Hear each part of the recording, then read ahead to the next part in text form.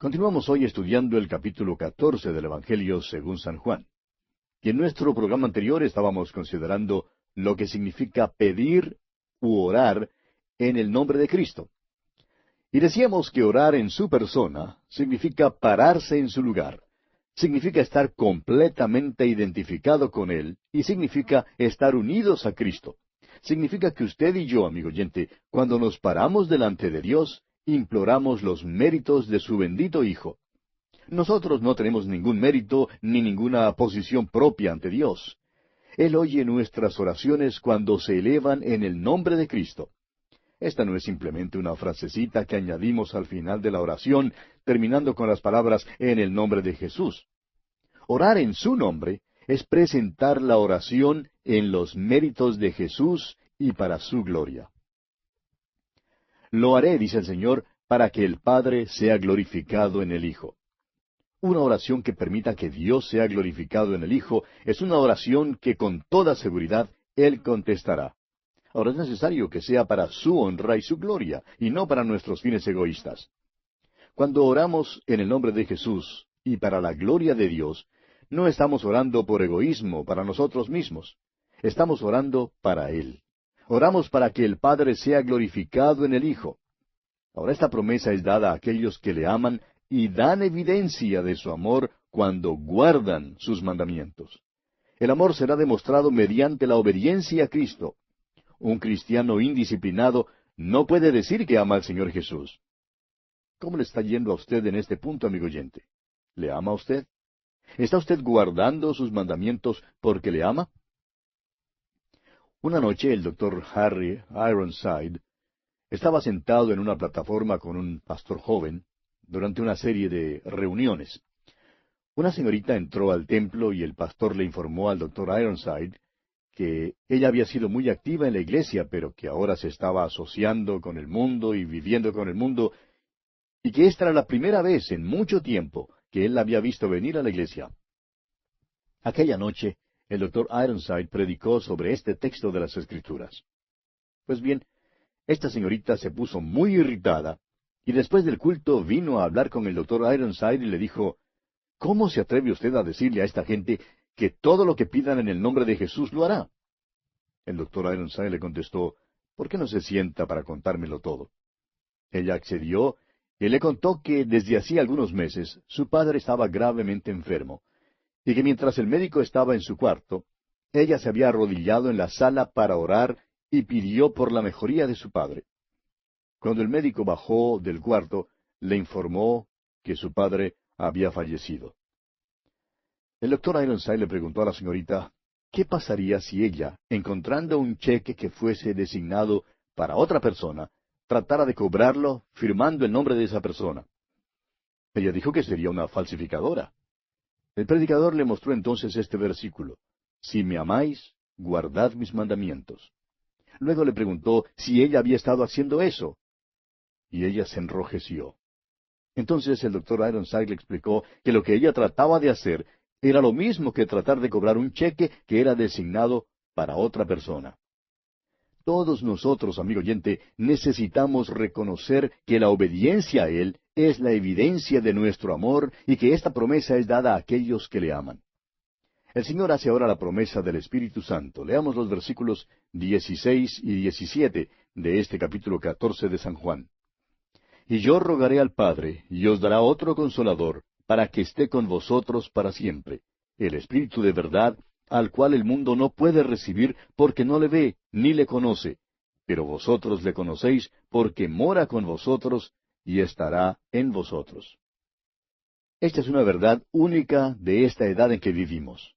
El Espíritu Santo estaba en el mundo antes de Pentecostés, pero en el día de Pentecostés vino para morar en los creyentes. Eso fue lo nuevo. El Consolador ha venido para fortalecernos. Jesús se va, pero enviará a éste que nos puede fortalecer. No dice que el mundo no recibiría el Espíritu de verdad. Dice que el mundo no puede recibirle. Si solo pudiéramos aprender eso, amigo oyente. Un hombre tiene que creer primero. El Espíritu de Dios toma la palabra de Dios y la enseña y se la abre al creyente. El inconverso tiene que creer primero en Jesucristo como su Salvador. entonces el Espíritu Santo morará en él. El hombre del mundo no puede verlo porque Dios solo puede ser visto y adorado en espíritu y en verdad. Es visto con el ojo espiritual. El evangelista Billy Graham usa la expresión los ojos y los oídos del alma. Es sólo mediante el Espíritu de Dios que estos ojos y oídos pueden ser abiertos para entender la palabra de Dios. El Espíritu Santo es el Maestro que nos guía a toda verdad. Sin Él, la Biblia puede llegar a ser solo un libro de historia, un libro de hechos. El Espíritu Santo nos enseña las verdades de la Biblia. Había estado pues en el mundo, pero Jesús dice que ahora Él estará en vosotros. Continuemos leyendo el versículo 18 ahora. No os dejaré huérfanos, vendré a vosotros. Jesús dice que no nos dejará huérfanos, sino que vendrá en la persona del Espíritu Santo. Ahora los versículos 19 y 20 dicen, Todavía un poco, y el mundo no me verá más, pero vosotros me veréis, porque yo vivo, vosotros también viviréis. En aquel día vosotros conoceréis que yo estoy en mi Padre, y vosotros en mí, y yo en vosotros. Ahora, ¿cuál es aquel día? Bueno, en aquel día es el día en que usted y yo vivimos, amigo oyente. Es el día que comenzó con Pentecostés. Vosotros en mí, dice el Señor, y yo en vosotros. Esta es la declaración más profunda en todo el Evangelio de Juan o en toda la Biblia. Aún a un pequeñito le es posible comprenderla, y sin embargo, ningún filósofo puede sondear las profundidades de su significado. Vosotros en mí. Esta es la salvación. Ser salvo significa estar en Cristo. Es por eso que el apóstol Pedro dice que somos salvos mediante el bautismo. Y el bautismo significa identificación, y significa ser identificado con Cristo. Dios ve a todos, o bien en Cristo, o bien fuera de Cristo. O estamos en Él por la fe, o estamos fuera de Él, todavía con los pecados. Si usted, amigo oyente, está en Cristo, entonces Dios le ve en Cristo, y su justicia es la justicia suya, porque estamos completos en Él. Ahora, yo en vosotros. Esa es la segunda parte de esta declaración, y esta es la santificación. Es el vivir cristiano aquí en el mundo. ¿Vive Cristo en usted, amigo oyente? El apóstol Pablo dice en su carta a los Gálatas, capítulo 2, versículo 20, Con Cristo estoy juntamente crucificado, y ya no vivo yo, mas vive Cristo en mí, y lo que ahora vivo en la carne, lo vivo en la fe del Hijo de Dios, el cual me amó y se entregó a sí mismo por mí. Continuemos ahora con el versículo 21 de este capítulo 14 de Juan. El que tiene mis mandamientos y los guarda, ese es el que me ama, y el que me ama será amado por mi Padre, y yo le amaré y me manifestaré a él. No diga que usted ama a Cristo, amigo oyente, si no le está obedeciendo. Aquí Jesús lo expresa muy claro. Jesús se manifestará a aquel que le ama. No crea que esta es una manifestación mediante alguna visión. Más adelante Él dice que es el Espíritu Santo quien tomará las cosas de Jesús y se las revelará. ¿Dónde hace esto? En la palabra de Dios. Allí es donde Jesús es manifestado. Leamos ahora el versículo 22 del capítulo 14 de Juan. Le dijo Judas, no el Iscariote, Señor, ¿cómo es que te manifestarás a nosotros y no al mundo? Judas oye todo esto y cree que es maravilloso, pero pregunta si no sería maravilloso que todo el mundo también lo oyera. Y pregunta a Jesús si es que se ha olvidado del mundo. A propósito, aquí está el primer misionero. El Señor Jesús le contesta, y su contestación forma el resto de este capítulo 14 de San Juan. Le asegura que no se ha olvidado del mundo, sino que está pensando en el mundo. Leamos los versículos 23 y 24. Respondió Jesús y le dijo, El que me ama, mi palabra guardará, y mi Padre le amará, y vendremos a él, y haremos morada en él. El que no me ama, no guarda mis palabras, y la palabra que habéis oído no es mía, sino del Padre que me envió. La manera en que el mundo se va a enterar del Señor Jesús no es mediante los tratados que distribuimos, sino por nuestra obediencia. Sí, se trata de la obediencia, amigo oyente. La profesión realmente no vale nada. Ser miembro de una iglesia en verdad no vale nada. Nuestro amor tiene que ser evidenciado por nuestra obediencia. ¿Qué le parece el amor suyo, amigo oyente? ¿Le disciplina? Estas cosas son verdaderamente importantes. Continuemos con los versículos 25 y 26 de este capítulo 14 de Juan. Os he dicho estas cosas estando con vosotros, mas el Consolador, el Espíritu Santo, a quien el Padre enviará en mi nombre, Él os enseñará todas las cosas, y os recordará todo lo que yo os he dicho. Jesús les está diciendo que Él no se ha olvidado del mundo. El hecho es que Él está pensando en el mundo. Se ha reunido con estos apóstoles en el aposento alto y les ha dado la verdad para que la puedan llevar al mundo en el poder del Espíritu Santo. La única manera en que la verdad puede ser dada al mundo es mediante estos hombres. Juan estaba en aquel aposento alto, y Juan ha escrito estas verdades para nosotros. Jesús les asegura que el Espíritu Santo les enseñará todas las cosas y que les recordará todo lo que Él ha hablado. Leamos ahora el versículo 27. La paz os dejo, mi paz os doy. Yo no os la doy como el mundo la da. No se turbe vuestro corazón, ni tenga miedo. Este versículo nos lleva al primer versículo. Es su última palabra de consuelo. La paz de la cual habla aquí no es la paz que resulta de tener perdonados los pecados. Esta es la gloriosa y maravillosa paz que viene al corazón de aquellos que se han entregado completamente al Señor Jesús. Es la paz del corazón y de la mente de aquellos que se hallan en la voluntad de Dios. Veamos ahora los versículos 28 al 31 de este capítulo 14 de Juan. Habéis oído que yo os he dicho, voy y vengo a vosotros. Si me amarais, os habríais regocijado porque he dicho que voy al Padre, porque el Padre mayor es que yo. Y ahora os lo he dicho antes que suceda, para que cuando suceda, creáis. No hablaré ya mucho con vosotros, porque viene el príncipe de este mundo, y él nada tiene en mí. Mas para que el mundo conozca que amo al Padre, y como el Padre me mandó, así hago.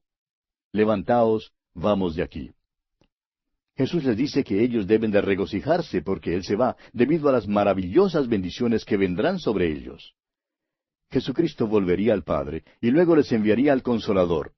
Les dice que no puede caminar ni hablar mucho con ellos, y la verdad es que así fue. El príncipe de este mundo venía. Jesucristo tendría entonces otro encuentro con Satanás, y creemos que tuvo lugar allá en el huerto de Getsemaní. Después iría a la cruz por los pecados del mundo, y luego de su ascensión, el Consolador vendría a los creyentes. Y esperamos que ahora mismo el Espíritu Santo le esté revelando a usted, amigo oyente, las cosas de Cristo. Y así dejamos el capítulo 14 del Evangelio según San Juan. Y llegamos al capítulo 15. Este 15º capítulo de Juan es una continuación del mismo discurso del aposento alto, pero nuestro Señor en verdad no pronunció esta porción en el aposento alto. Por lo menos, la suposición es que no lo habló allí, porque la última declaración del capítulo 14 es, levantaos, vamos de aquí.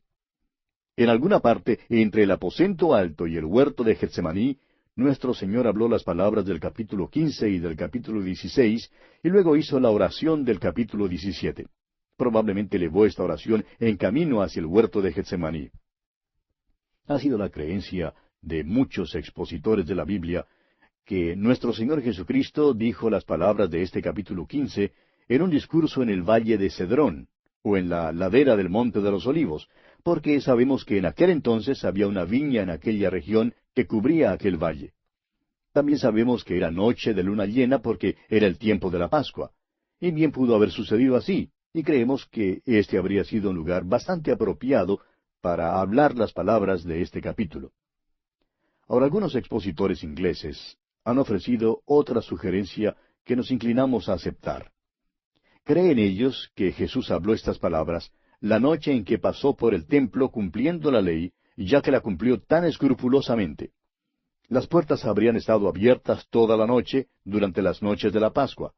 Aquellas hermosas puertas del templo en verdad atraían a muchos turistas. Habían sido forjadas en Grecia y habían sido llevadas a flote al otro lado del Helesponte, y luego traídas a Jerusalén y puestas allí en el templo de Herodes. Eran hechas de bronce, y entrelazada con el oro en las puertas había una vid de oro. La vid era símbolo de la nación de Israel. Hay varias citas bíblicas que nos demuestran que el olivo y la vid son símbolos de Israel. En el Salmo 80, por ejemplo, versículos 8 y 9 leemos, «Hiciste venir una vid de Egipto, Echaste las naciones y la plantaste. Limpiaste sitio delante de ella e hiciste arraigar sus raíces y llenó la tierra. El profeta Isaías también se refiere a esta vid en el capítulo 5 de su profecía y dice, Ahora cantaré por mi amado el cantar de mi amado a su viña. Tenía mi amado una viña en una ladera fértil. Ciertamente la viña de Jehová de los ejércitos es la casa de Israel, y los hombres de Judá planta deliciosa suya. Esperaba juicio, y he aquí vileza; justicia, y he aquí clamor. El profeta Jeremías, por su parte, en el capítulo 2 de su profecía, versículo 21, dice, Te planté de vid escogida, simiente verdadera toda ella. ¿Cómo pues te me has vuelto sarmiento de vid extraña? Y el profeta Oseas, en el capítulo 10, versículo 1, dice, Israel es una frondosa viña que da abundante fruto para sí mismo. Conforme a la abundancia de su fruto multiplicó también los altares. Conforme a la bondad de su tierra aumentaron sus ídolos. Creemos pues que es muy evidente que la vid es una descripción de la nación de Israel. Ahora, amigo oyente, nuestro Señor está diciendo una de las cosas más revolucionarias que aquellos hombres jamás hubieran escuchado. Esto nos parece algo muy conocido para nosotros hoy en día, pero era algo muy extraño para ellos. ¿Quiere escuchar sus palabras? Comencemos, pues, leyendo el primer versículo de este capítulo 15 del Evangelio según San Juan. Dice Jesús, Yo soy la vid verdadera, y mi Padre es el labrador. La palabra para verdadera en este versículo es aletinos, que significa genuina. Ahora, una cosa puede ser verdadera comparada con el error y la falsedad, o una cosa puede ser verdadera comparada con lo que sea una falsificación. Este último es el sentido en que es usada aquí. Ya hemos visto esta palabra usada de la misma manera en el Evangelio de Juan. Juan era una luz reflectora, pero Jesucristo es la luz verdadera. Moisés dio pan en el desierto, pero Jesucristo es el verdadero pan. Por tanto, Jesús está diciendo, Yo soy la vid genuina. Estos discípulos pensaban según su mentalidad judía, y su modo de pensar había sido gobernado por el Antiguo Testamento. Jesús les está diciendo ahora que la nación de Israel no es la vid genuina. Su identificación con la nación judía y con la religión judía no es lo esencial. Yo soy la vid genuina, dice él. Lo importante ahora es que los discípulos estén relacionados con Jesucristo. Nuestro Señor usó aquí una maravillosa figura y la expresó con toda claridad. Era revolucionaria en aquel entonces y hoy en día todavía esto es cierto. No es su identificación con una religión o ceremonia u organización lo que es esencial, amigo oyente. Usted tiene que estar identificado con Cristo mismo. Usted está en Cristo por medio del bautismo del Espíritu Santo el momento en que confía en Cristo como su Salvador personal y es renacido como hijo de Dios. Mi Padre, dice el Señor, es el labrador. Esta también es una palabra de suma importancia. En los pasajes del Antiguo Testamento y en las parábolas, Dios es el dueño de la vid. Aquí, Él es el labrador, el que cuida de la viña. Jesús es la vid genuina y el Padre cuida de Él. Se nos dice en el Antiguo Testamento que el Señor Jesús subirá cual renuevo delante de Él y como raíz de tierra seca. Piense usted cuántas veces el Padre intervino para salvar a Jesús del diablo, de aquel que quiso matarle. El Padre es quien cuida de la vid y cuidará también de los pámpanos. Los pámpanos o pequeñas ramas tienen que estar unidas a la vid. ¿Para qué? Para llevar fruto, amigo oyente. Hay tres palabras o frases que son muy importantes y las estudiaremos al seguir leyendo el capítulo. Leamos ahora el versículo 2 de este capítulo 15 de Juan. Todo pámpano que en mí no lleva fruto, lo quitará, y todo aquel que lleva fruto, lo limpiará para que lleve más fruto. En mí, dice aquí, es decir, en Cristo. Esto es lo que significa ser salvado. Hay grandes palabras como propiciación, reconciliación, salvación, pero éstas abarcan aspectos particulares de la salvación. Todo el espectro de la salvación se halla en la frase en Cristo. Hay solo dos grupos de personas, los que están en Cristo y aquellos que no están en Cristo. Ya hemos mencionado que uno llega a estar en Cristo al confiar en Él como Salvador personal, y así llega a ser hijo de Dios por la fe. Un creyente es renacido por el Espíritu de Dios y luego el Espíritu mora en el creyente. El Espíritu Santo hace otra cosa. también bautiza a cada creyente en el cuerpo de Cristo. Todo pámpano en mí. Este pasaje fue dirigido a creyentes, amigo oyente. Jesús no está hablando en cuanto a cómo una persona se salva. La verdad es que en este pasaje no habla en cuanto a la salvación. Está hablando en cuanto a llevar fruto. Y esta es la próxima frase que queremos señalar. La palabra fruto se menciona 6 veces en los primeros 10 versículos de este capítulo 15. Al seguir nuestro estudio, notaremos que hay 3 grados de llevar fruto. Fruto, más fruto y mucho fruto. Todo el tema aquí es el de llevar fruto. El Señor dice, todo pámpano que en mí no lleva fruto, lo quitará. Ahora, ¿de dónde lo quita? Lo quita del lugar o de la posibilidad de llevar fruto. Escuche usted cómo Él describe esto en el versículo 6 de este capítulo 15 de Juan. El que en mí no permanece será echado fuera como pámpano, y se secará, y los recogen y los echan en el fuego y arden. Alguien dirá, pues esto me suena como si le fuera posible a uno perder la salvación. Pero recuerde, amigo oyente, este pasaje no está hablando en cuanto a la salvación, sino en cuanto a la producción de fruto. Habla en cuanto al resultado de la salvación. Ahora, en primer lugar, ¿qué es el fruto? No creemos que el fruto aquí sea el ganar almas, como lo creen tantas personas. Creemos que eso es más bien un subproducto, pero que no es el fruto mismo. Es el fruto del Espíritu. El apóstol Pablo habla de esto en Gálatas capítulo 5 versículos 22 y 23, diciendo, Mas el fruto del Espíritu es amor, gozo, paz, paciencia, benignidad, bondad, fe, mansedumbre, templanza. Este es el fruto en la vida del creyente. 3 de estos son mencionados en este pasaje. Pasemos al versículo 7. Si permanecéis en mí, y mis palabras permanecen en vosotros, pedid todo lo que queréis, y os será hecho.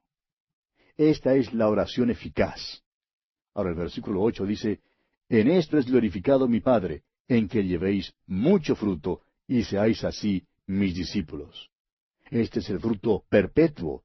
Y pasando ahora al versículo 11 de este capítulo 15 de Juan, leemos, Estas cosas os he hablado, para que mi gozo esté en vosotros, y vuestro gozo sea cumplido. Y este fruto es el gozo celestial.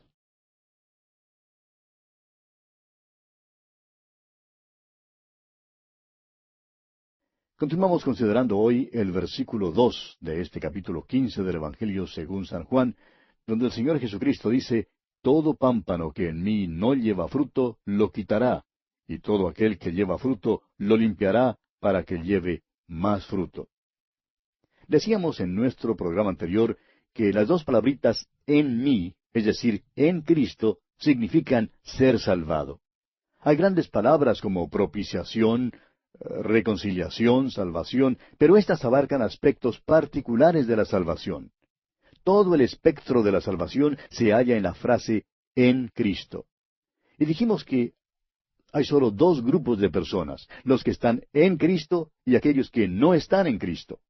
Ya hemos mencionado que uno llega a estar en Cristo al confiar en Él como Salvador personal, llegando a ser así un hijo de Dios por la fe.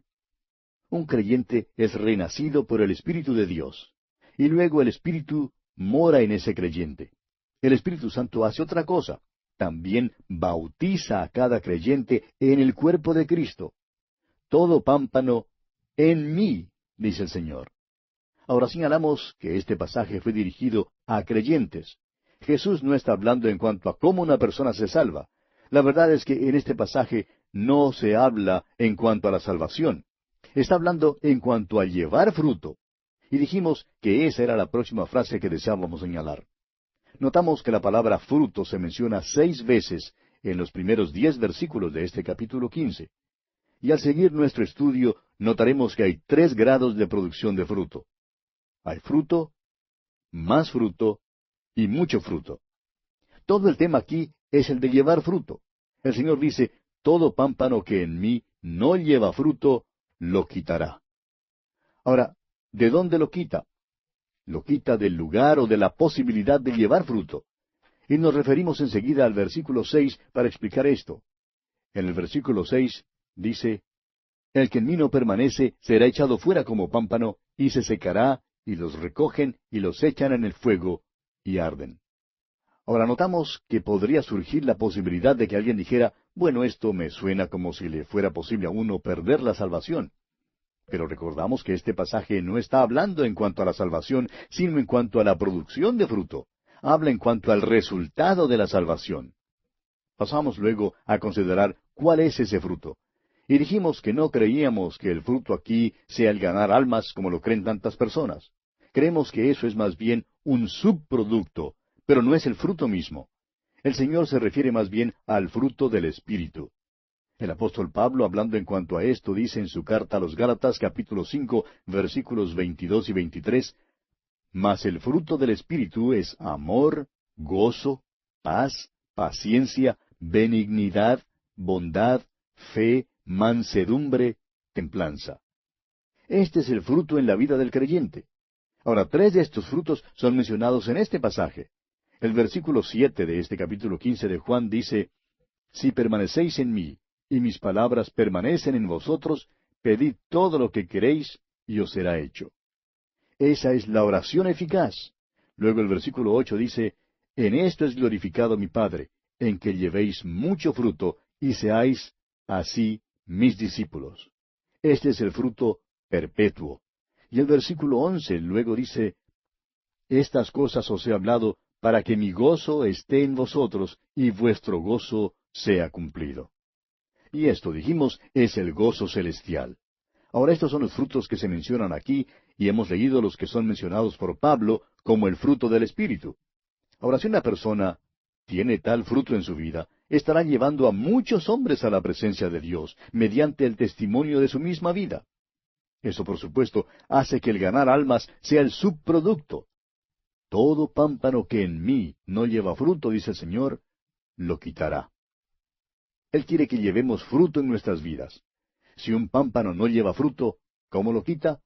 Una de las maneras de quitarlo es quitando a tal persona del lugar en que pueda llevar fruto. Conocemos a muchos que han sido apartados hoy en día, de diversos ministerios, porque ya no eran efectivos para Dios. Hay predicadores y laicos así también. El quitar tal pámpano no significa que pierde la salvación, sino que es apartado del lugar en que puede llevar fruto.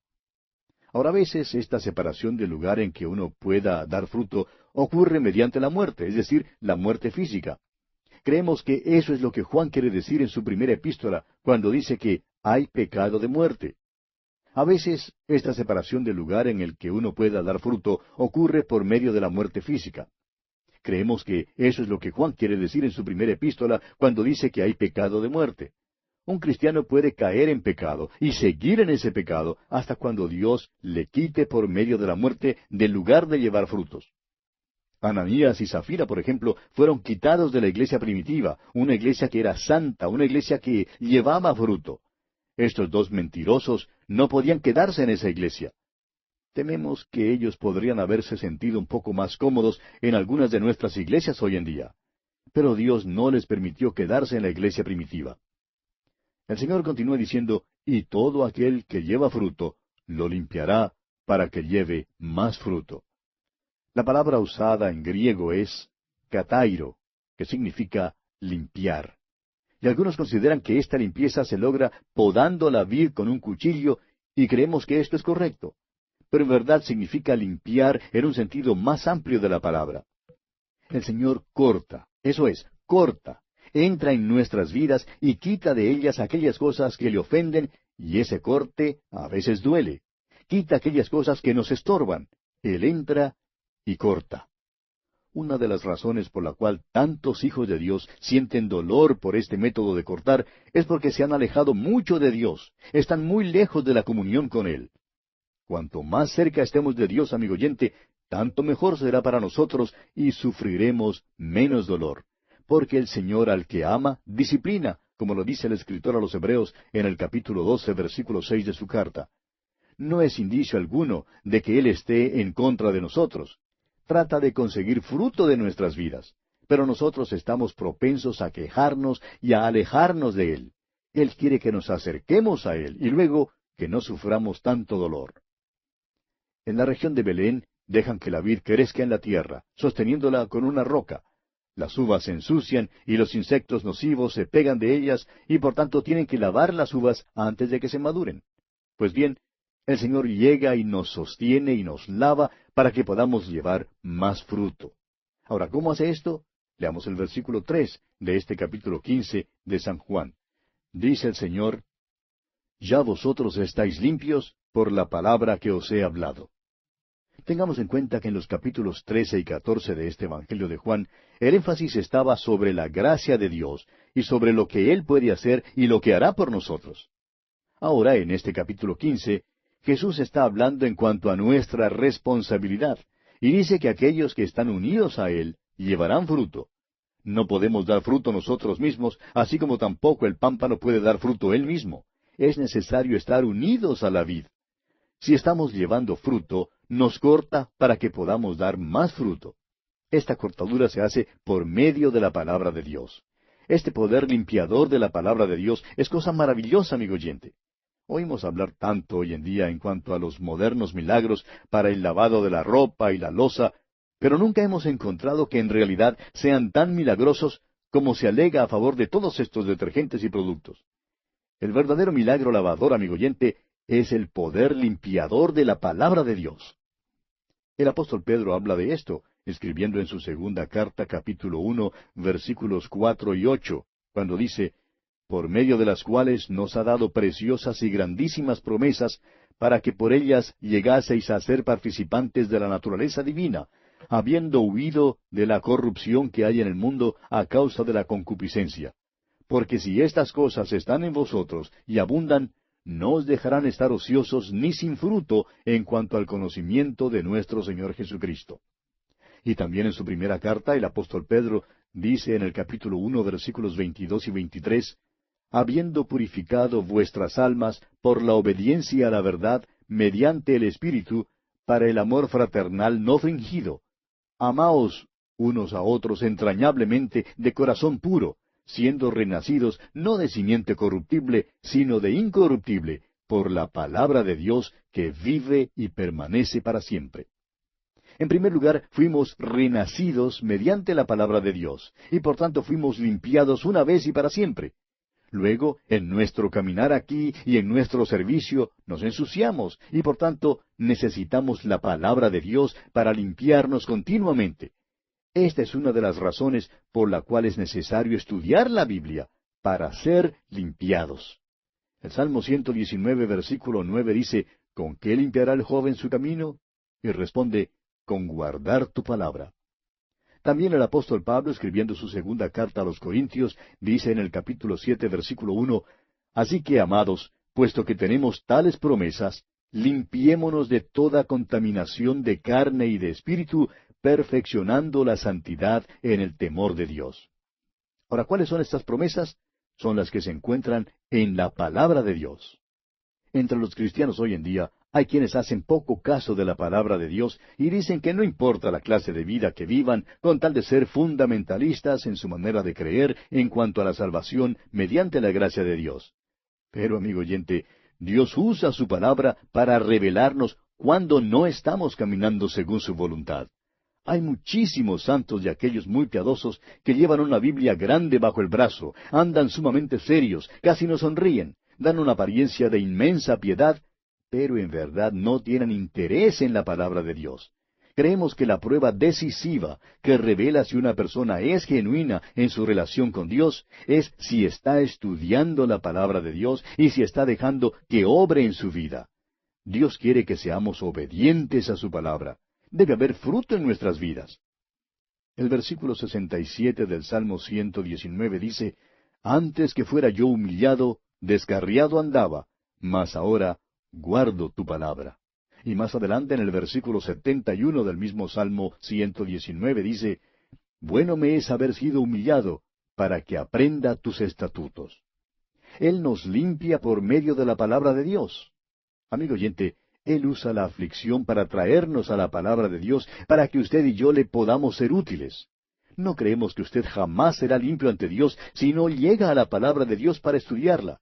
Creemos que los que son en verdad peligrosos son aquellos que son tan activos en las iglesias hoy en día, pero quienes no están dispuestos a estudiar la palabra de Dios. siempre aceptan los oficios y los cargos públicos y por eso precisamente son tan peligrosos. Los consideramos el elemento más peligroso contra la palabra de Dios y contra la causa de Cristo en este mundo. Amigo oyente, necesitamos estudiar la palabra de Dios y aplicarla a nuestras vidas. En el versículo 4 de este capítulo 15 del Evangelio de Juan, el Señor dice, «Permaneced en mí y yo en vosotros.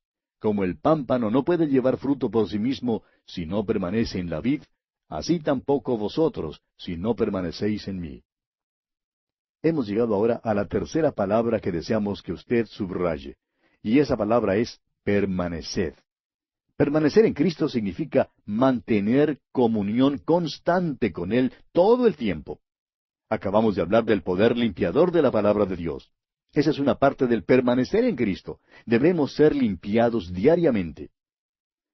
Hay una anécdota que está relacionada con el famoso predicador Charles Spurgeon, según la cual él se paró en medio de la calle un día, se quitó el sombrero y se puso a orar.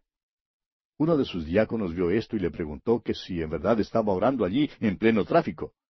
Ahora recuerde usted que el tráfico en aquel entonces no era como lo es ahora. El señor Spurgeon dijo que sí, que había orado. Dijo que una nube había pasado entre él y su Señor y que había querido quitarla y que por tanto se paró para confesar a Dios su pensamiento malo. Amigo oyente, necesitamos ser limpios para poder permanecer. Necesitamos confesar nuestro pecado al Señor y quedarnos en comunión con Él. Y luego debemos guardar sus mandamientos. En los versículos 10 y 14 de este capítulo 15 del Evangelio de Juan, el Señor dice, en el versículo 10, «Si guardareis mis mandamientos, permaneceréis en mi amor, así como yo he guardado los mandamientos de mi Padre, y permanezco en su amor». Ahora en el versículo 14 dice, «Vosotros sois mis amigos si hacéis lo que yo os mando». Sabemos que hay muchos himnos que hablan de que Jesús es nuestro amigo y de que Él es humilde. Y de una manera bondadosa deseamos decir lo siguiente. Hoy en día no hay ningún humilde Jesús, sino un Cristo glorificado que está a la diestra del Padre. Y el llamar a Jesús amigo mío es cosa sentimental, y si lo hacemos, en verdad nos equivocamos. Si yo digo que el presidente de mi país es mi amigo, lo rebajo a mi propio nivel. Pero si él dice que yo soy su amigo, bueno, eso sí es maravilloso. Escuche lo que dice Jesús, «Vosotros sois mis amigos si hacéis lo que yo os mando». No es necesaria toda esta patarata sentimental que se acostumbra hoy en día. Necesitamos examinar nuestros corazones. Amigo oyente, ¿está haciendo usted lo que Jesús mandó que hiciera? Eso es lo esencial para poder permanecer en comunión con Él. Ahora en el versículo 9 de este capítulo 15 de Juan el Señor dice, «Como el Padre me ha amado, así también yo os he amado. Permaneced en mi amor». Permanecer, como ya dijimos, significa una comunión continua. Esa es la relación de un pámpano o de una rama con la vid. Si usted ha tenido la oportunidad de ver un árbol de naranja o de manzanas, de aguacate o de mandarinas, bueno, de cualquier otra fruta, no creemos que se le haya ocurrido pensar que es necesario decirle a las ramas, a los pámpanos, que deben permanecer en el árbol, porque de otra manera no darán fruto. Tampoco habrá pensado que haya necesidad de pararse de noche para inspeccionarlos, ni llegar de repente para ver si los pámpanos se están apartando del árbol. Simplemente permanecen unidos al árbol y llevan fruto. Ahora, ¿cree usted que estamos diciendo algo ridículo? Pues bien, muchos cristianos, amigo oyente, creen que pueden vivir como el diablo toda la semana y salir al mundo los sábados en la noche y luego llegar a casa para esperar servir al Señor los domingos. Uno no puede estar en el mundo el sábado en la noche y luego enseñar una clase de escuela dominical el domingo por la mañana. Amigo oyente, debemos estar en comunión constante con Él. Y eso quiere decir, cuando uno se despierta por la mañana, cuando uno está ante su escritorio en la oficina, cuando está manejando su automóvil por las calles, cuando está en el taller, permanecer significa mantener una comunión constante en todo momento. Ahora, en el versículo 5 de este capítulo 15 de Juan, el Señor dice, «Yo soy la vid, vosotros los pámpanos. El que permanece en mí y yo en él, éste lleva mucho fruto, porque separados de mí, nada podéis hacer». Tenemos libre albedrío y podemos romper la comunión con Dios. La rompemos al no permanecer en Él, al dejar que el pecado se quede en nuestra vida, al apartarnos de la voluntad de Dios y al escoger la mundanalidad. Pero Él quiere que permanezcamos para que llevemos mucho fruto. ¿Habrá notado usted que aquí hay una analogía a la parábola del sembrador? Recuerde que parte de la semilla cayó en buena tierra y que parte de aquella semilla produjo fruto a 30 por 1. Eso es fruto. Otra parte de esa semilla dio fruto a 60. Eso es más fruto. Y aún otra parte de esa semilla produjo a 100 por 1. Y eso es mucho fruto. Dios quiere que llevemos mucho fruto. Leamos ahora el versículo 6 de este capítulo 15 de Juan. El que en mí no permanece será echado fuera como pámpano, y se secará, y los recogen, y los echan en el fuego, y arden. Vamos a decirlo una vez más. Esto está hablando en cuanto al llevar fruto, el producto de nuestra salvación. No está hablando en cuanto a cómo somos salvos. El apóstol Pablo usa otra ilustración para esto mismo en su primera carta a los Corintios, capítulo 3, versículos 11 al 14, donde dice, porque nadie puede poner otro fundamento que el que está puesto, el cual es Jesucristo. Y si sobre este fundamento alguno edificare oro, plata, piedras preciosas, madera, heno, hojarasca, la obra de cada uno se hará manifiesta, porque el día la declarará, pues por el fuego será revelada. Y la obra de cada uno, cual sea, el fuego la probará. Si permaneciere la obra de alguno que sobreedificó, recibirá recompensa. Esto habla solo en cuanto a las obras de los creyentes, el fruto en la vida de un creyente. El fuego purificará el oro y la plata y las piedras preciosas, y sacará la escoria. La madera, el heno y la hojarasca se quemarán. Es el mismo tema que el de nuestro versículo que dice que las obras son echadas en el fuego y arden. Si permaneciere la obra de alguno que sobreedificó, dice el apóstol Pablo, recibirá recompensa. Creemos que la recompensa es para el fruto en nuestras vidas. Nosotros no producimos el fruto. Él es el que lo produce. Nosotros lo llevamos. Esto se hace mediante el ejercicio del don de Dios que le ha dado a usted. Si la obra de alguno se quemare, él sufrirá pérdida, si bien él mismo será salvo, aunque así como por fuego, dice el apóstol Pablo en su primera carta a los Corintios capítulo 3 versículo 15. El hombre nunca pierde su salvación, sin embargo, sufrirá pérdida. Creemos que habrá personas en el cielo que olerán como si los hubiesen comprado en una liquidación de mercaderías averiadas en un incendio, porque todo lo que han hecho será consumido por el fuego. La persona será salva, aunque no sea un pámpano que lleve fruto. El Señor está enseñándonos aquí acerca de llevar fruto y lo que Él quiere es mucho fruto. Creemos que una de las cosas más tristes en nuestros días es que el cristiano ordinario cree que la vida cristiana normal es una vida de fracasos. Cree que no hay que pensar nada en llevar fruto y está dispuesto a vivir a un nivel espiritual bastante bajo, esperando llevar simplemente un poquito de fruto. Recuerde, amigo oyente, que el Señor quiere que llevemos mucho fruto. Leamos ahora los versículos 7 y 8 de este capítulo 15 del Evangelio según San Juan. Si permanecéis en mí, y mis palabras permanecen en vosotros, pedid todo lo que queréis, y os será hecho. En esto es glorificado mi Padre, en que llevéis mucho fruto, y seáis así mis discípulos. Note usted que dice, si permanecéis en mí. Es posible romper esa comunión. Una vez más pensamos aquí en el caso del lavamiento de los pies. Recuerde que le dijo a Simón Pedro el Señor que si él no le lavaba, no tendría parte con él. No podría gozarse de la comunión con él. Y aquí dice, si permanecéis en mí, y mis palabras permanecen en vosotros. Eso significa serle obediente, eso es permanecer. Y sólo si permanecemos experimentamos la oración eficaz. Ahora, el propósito final del permanecer y del orar es que el Padre reciba la gloria. Esto elimina la oración que se eleva con motivos egoístas. Se trata del llevar fruto, amigo oyente. Dios es glorificado cuando llevamos fruto.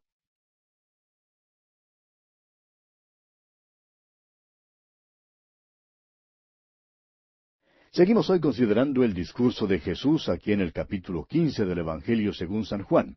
Y continuaremos hoy leyendo los versículos 9 hasta el 11.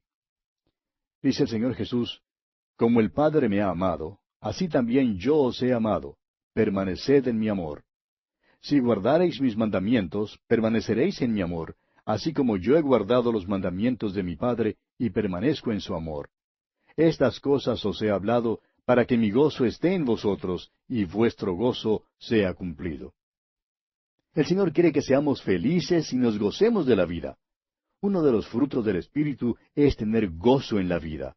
Tenemos cierto temor de aquellos santos superpiadosos que no tienen ningún sentido del humor y andan siempre con la Biblia bajo sus brazos. Un cristiano que lleva fruto tendrá mucha alegría en esta vida. Se gozará al asistir al culto bíblico y se gozará de servir al Señor. La vida que tiene comunión con Cristo sí se goza mucho.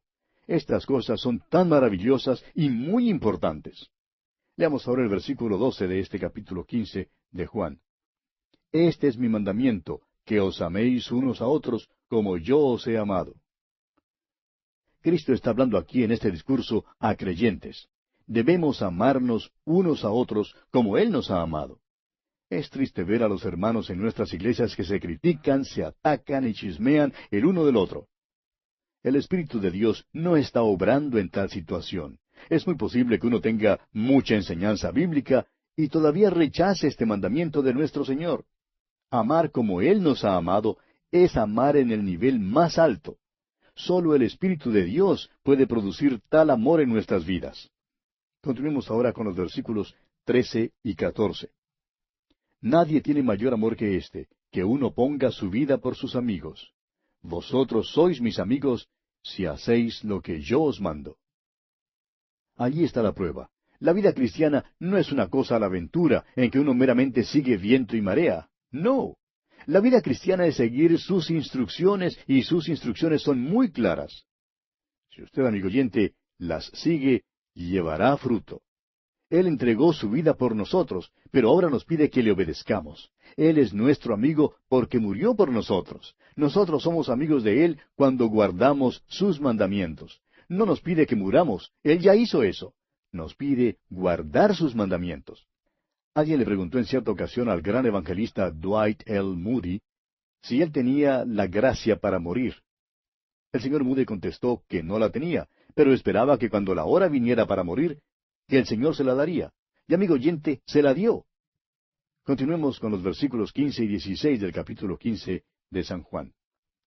Ya no os llamaré siervos, porque el siervo no sabe lo que hace su Señor, pero os he llamado amigos, porque todas las cosas que oí de mi Padre os las he dado a conocer.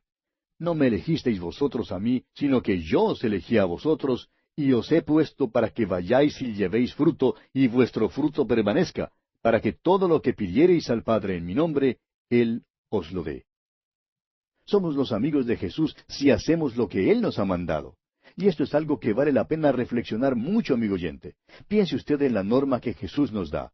Él murió por nosotros. ¿Estamos nosotros dispuestos a entregar nuestras vidas por otros? Nos pide que le obedezcamos y que hagamos lo que Él nos manda hacer. Cristo nos dice que Él nos ha revelado lo más íntimo de su ser, y Dios quiere revelarse a nosotros. Recuerde usted cómo se acercó a Abraham para revelarle su plan, porque Abraham era su amigo. Ahora, Jesús nos dice que nos ha revelado las cosas de Dios. Eso es lo que hace un amigo. ¿Cuántas personas pueden ir a donde usted para desahogarse o revelar lo más íntimo de su ser?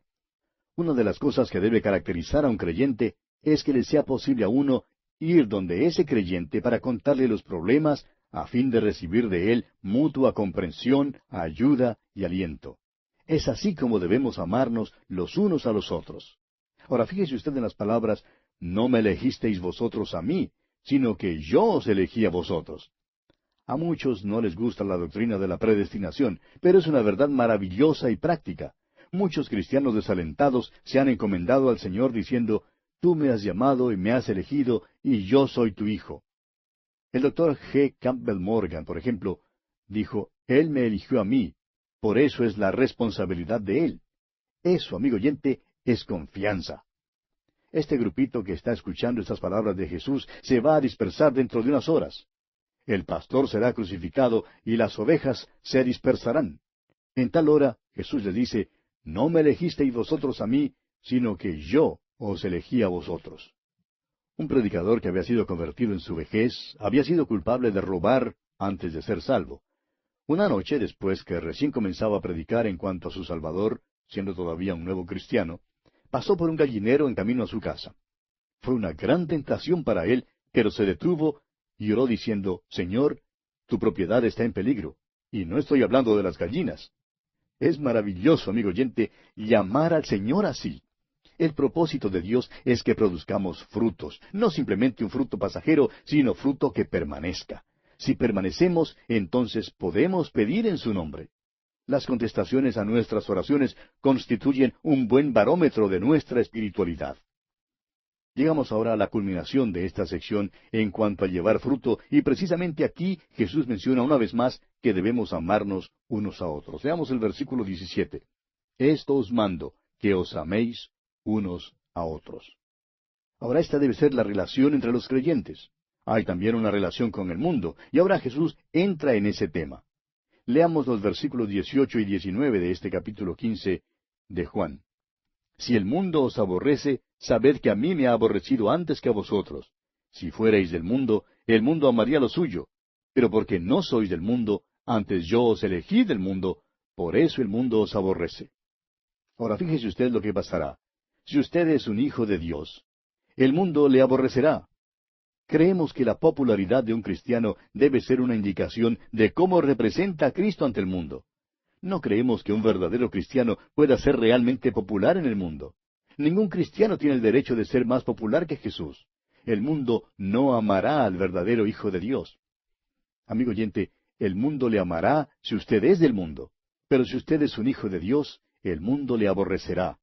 No es que tiene que portarse extrañamente ni de una manera superpiadosa. El mundo le aborrecerá si usted es un hijo de Dios. Esto es difícil, especialmente para los jóvenes que anhelan tanto ser populares. Vamos a hablar claro con nuestros jóvenes y vamos a decirles lo que dice el Señor. No van a ser populares en el mundo si son hijos de Dios. Desafortunadamente, hay muchas personas en la iglesia hoy en día que no son renacidas de veras. Y también le aborrecerán si usted es un hijo de Dios. Aborrecerán al predicador si es fiel a la palabra de Dios. Permítanos decirle, amigo oyente, una vez más, que tenga cuidado con el cristiano que es popular con el mundo. Continuemos leyendo los versículos 20 al 22 de este capítulo 15 de Juan. Acordaos de la palabra que yo os he dicho, el siervo no es mayor que su señor. Si a mí me han perseguido, también a vosotros os perseguirán. Si han guardado mi palabra, también guardarán la vuestra. Mas todo esto os harán por causa de mi nombre, porque no conocen al que me ha enviado.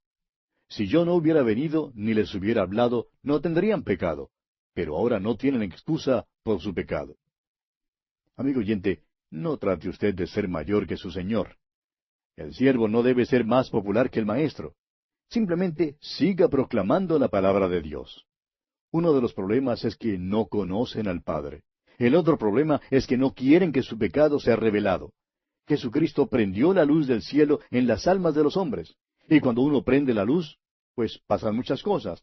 Las ratas, las culebras y los lagartillos odian la luz y corren para encubrirse. A propósito, odiarán también al que prende la luz. Jesús dice, sin causa me aborrecieron. Y no hay causa para aborrecer a Jesús. La causa se encuentra en los corazones pecaminosos de los hombres. Continuemos ahora con el versículo 23. Dice Jesús, el que me aborrece a mí, también a mi Padre aborrece. Este es un versículo importante. El mundo no aborrece su idea de Dios, si es alguna persona vaga por allá lejos. Es a Cristo al que aborrecen. Jesús dice que cuando un hombre le aborrece, aborrece también a Dios el Padre. Es posible que usted diga que cree en Dios y que es popular, pero la prueba decisiva es su relación y su actitud en cuanto a Jesucristo. Uno no puede ser popular y creer en el Señor Jesucristo porque es a Él a quien aborrecen. Leamos ahora los versículos 24 y 25 de este capítulo 15 del Evangelio según San Juan.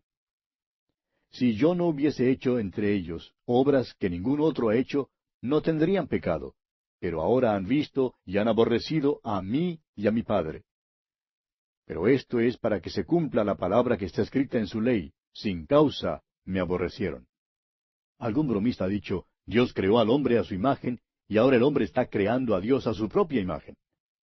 Ese es el tipo de Dios que quieren los hombres hoy en día, y el tipo de Dios que creen que está gobernando el universo.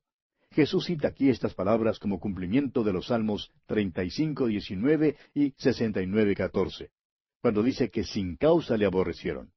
Aborrecen a Jesucristo porque han creado un Dios falso que no es el Dios de la Biblia. Y leamos ahora los versículos finales, versículos 26 y 27 de este capítulo 15 de Juan. Pero cuando venga el Consolador, a quien yo os enviaré del Padre, el Espíritu de verdad, el cual procede del Padre, Él dará testimonio acerca de mí. Y vosotros daréis testimonio también, porque habéis estado conmigo desde el principio. El Espíritu Santo da testimonio acerca de Cristo.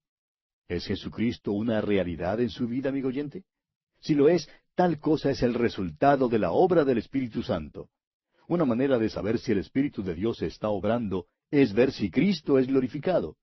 Si el Señor Jesús no es una realidad como usted desea que sea en su vida, pídale entonces al Espíritu Santo que haga una obra en su corazón. Necesitamos, amigo oyente, la realidad de Cristo en nuestros corazones y en nuestras vidas. Jesús les dijo a estos hombres que darían testimonio acerca de Él, y ciertamente lo hicieron. Es el testimonio de Juan acerca del Señor Jesucristo lo que estamos estudiando ahora mismo. A nadie le fue posible dar tal testimonio, sino solo a los apóstoles, porque ellos habían estado con Jesús desde el principio. Y así llegamos al final de nuestro estudio del capítulo 15 del Evangelio según San Juan. Y pasamos ahora al capítulo 16. Este capítulo todavía es parte del discurso del aposento alto. Aprendimos en el capítulo anterior que los suyos deben amarse unos a otros. Y esto nos sirve de verdadero reproche. Es un reproche que Él tenga que mandarnos que hagamos esto. Es un reproche porque muestra que no somos tan atractivos como nos creemos. Necesitamos la ayuda sobrenatural para poder amarnos los unos a los otros. Luego nos dijo que debíamos identificarnos con Él. Y esto dará por resultado que el mundo nos aborrezca. Les dijo a ellos que si Él no hubiera venido, no habrían tenido pecado. Leímos esto en el versículo 22 del capítulo 15. Ahora Jesús no quiere decir que ellos no habrían tenido sus propios pecaditos, sino que desde que Él había venido, sus pecados personales no eran nada comparados con la inmensurable culpa de rechazar al Salvador del mundo y al Señor de la gloria. Permítanos decirle lo siguiente, amigo oyente. Si usted está escuchando esta transmisión y rechaza al Salvador, yo soy el peor enemigo que usted jamás pueda tener. No le es posible a usted entrar en la presencia de Dios y decir que nunca ha oído hablar del Salvador. Ha oído el Evangelio y esto aumenta su culpa. No tan solo hay grados de recompensa en el cielo, sino también grados de castigo en el infierno. La persona hoy en día que oye acerca de Jesucristo y vuelve la espalda a Él, queda en la misma categoría en que se halla Judas Iscariote, quien estuvo en la presencia de Cristo y luego le volvió la espalda. Rechazar al Señor Jesucristo, amigo oyente, es el pecado más grande de todos. Hay quienes preguntan si los paganos del mundo son perdidos o no.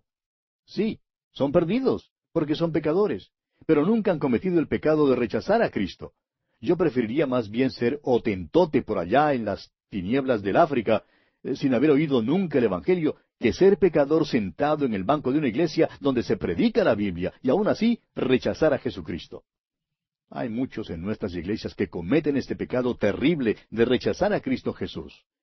Los apóstoles hallaron esta misma situación y Jesús les amonesta en cuanto a esto en el próximo capítulo. En el principio de este capítulo 16, Jesús todavía está hablando en cuanto al odio del mundo. Leamos pues los primeros 3 versículos de este capítulo 16 de Juan. Estas cosas os he hablado, para que no tengáis tropiezo. Os expulsarán de las sinagogas, y aún viene la hora cuando cualquiera que os mate pensará que rinde servicio a Dios. Y harán esto porque no conocen al Padre ni a mí. El Señor no quería que los apóstoles fueran escandalizados por lo que les acontecería. Es característico de los fundadores de organizaciones, y especialmente de las religiones, hacer el esfuerzo de presentar un glorioso futuro para sus organizaciones. El método del mundo es hacer la propaganda por los maravillosos beneficios y hacer poco caso de las dificultades y desventajas y privaciones y sacrificios. ¡Cuán diferente es nuestro Señor Jesucristo! Es verdad que en el capítulo 14 nuestro Señor nos dijo que va a prepararnos lugar y que nos tomará a sí mismo. Pero también deja muy en claro que si le vamos a seguir acá, significa abandonarlo todo. Él dijo que las zorras tienen guaridas y las aves del cielo nidos, pero el Hijo del Hombre no tiene dónde recostar su cabeza.